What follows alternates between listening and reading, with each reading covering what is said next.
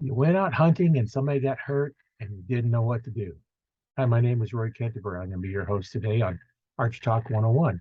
And as you probably figured out, we're going to be talking about hunter safety and first aid. What can you do if somebody gets injured? You know, hunting can provide many opportunities and types of injuries. Being prepared is your best defense against disabling injuries or even life-threatening accidents. Knowing some basic first aid and using common sense when in the wild can save both life and limb. One of the things that is good to know, whether you're hunting or anyplace else, is CPR. If you don't know CPR, you might want to learn it.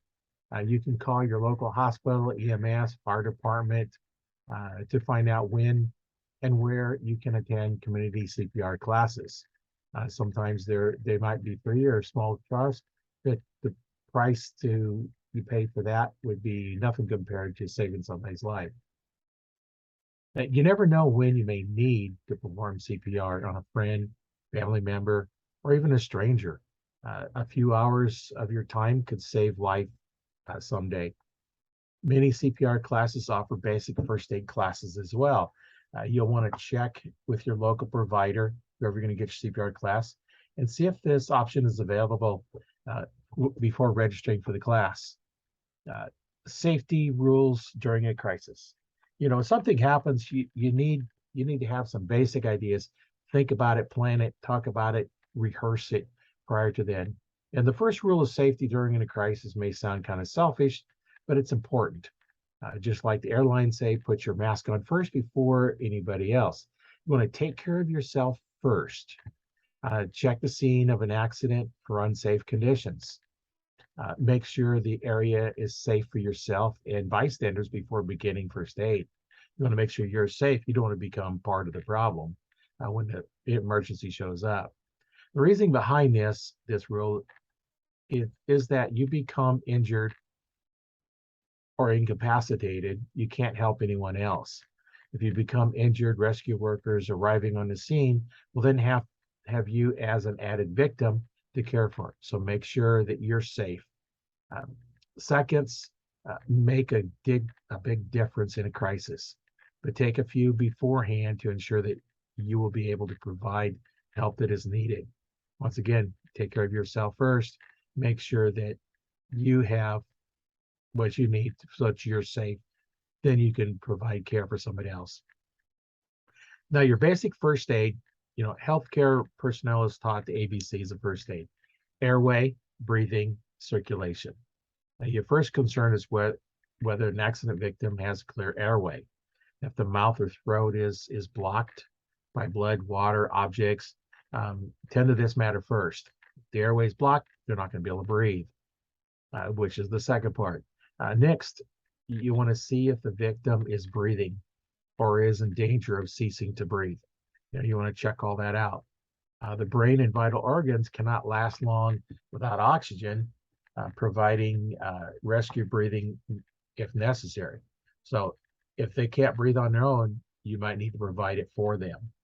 So take a look at that. Then check for the heart rate. You check your heart rate. See if you have a heartbeat. If any injuries, um, maybe seep in blood or anything else, apply pressure to the areas that are bleeding with a clean cloth if possible. The important thing is to first stop the bleeding. If possible, make sure it's a clean cloth. Don't use a dirty one. That's just going to contaminate the area, but use whatever it takes to get it stopped. Don't be afraid to press hard. If there are others present who are able to assist you, ask them to help in applying pressure to a wound. Um, if the bleeding is profuse, then you want to look at the wound. Is it located on arm or leg? You might be able to use your belt or a section of a rope to wrap around the limb to secure it tightly to restrict blood flow to the injured area and slow the bleeding. This is called a tourniquet. Now, remember, the tourniquet, if not applied correctly, can cause damage as well. So you want to make sure in your first aid training, you have the proper training on how to put a tourniquet on. If not, you're going to have to do the best you can and make sure that when the first aid arrives, you let them know what you've done and what they can take care of it. You always want to call for help. that's the big thing is you aren't going to be able to take care of it all yourself because you're going to have trouble transporting them or control them, and they do need proper medical treatment. After you have controlled breathing and provided uh, initial round of CPR, call for help and continue CPR until rescue workers arrive. Performing CPR can be exhausting. If others are available to help, perform a two-person CPR or trade-off task frequently to prevent, you from becoming exhausted. There again, if the other person is not trained, you're going to have to use them however they can. You're going to have to instruct them what you want them to do. If you or another hunter falls from a tree stand, we had talk about this a while back on tree stand safety. That's where a lot of your bow hunters are going to get injured is falling from the tree stand. If they're from an elevated area on a platform or anything like that, and it's elevated. The first thing you do not move them until you've checked to see if there's no spinal injuries. If you just turn them over and they have a spinal injury, you can make that a permanent injury instead of maybe just something that's inconvenient for several months. Now, moving a person who has a spinal injury can cause the shattered bones to cut through the spinal cord and result in paralysis. That's where you don't want to move them because that's what can happen. Ask the fall victim to move their fingers and toes only. Don't try and move the whole body. Just can they move their fingers and can they move their toes? That's a good sign if they can do that they still have function of those, but that don't mean you can just hurry up and move them.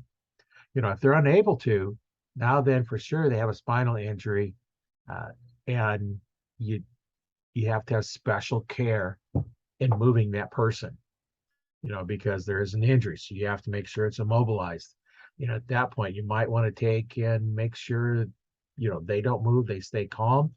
And when help arrives, professional help, the EMTs, they're going to know exactly how to treat this person. When they get on the scene, say, okay, they can't move their toes or their fingers or whatever it is. And that'll let them know about, where the injury could be, and they'll know how to handle it. Now, if they're bleeding profusely, where, it's got something it'll just stop on their own, leave them in the position they're in and get help. You're going to have to try and control that bleeding without moving them. So that's what you want to take a look at. Now, if they can move their fingers and toes, now this is a point where you don't suspect the spinal injury, but there could still be one. So you want to gently turn them over onto their back. If they're not already on that position. If that position, great, because you don't have to move them. Now, you want to turn them as if they were a log, which means keep the head, the legs, the torso all lined stiff as you roll them. That way, if there is an injury, you're keeping it aligned.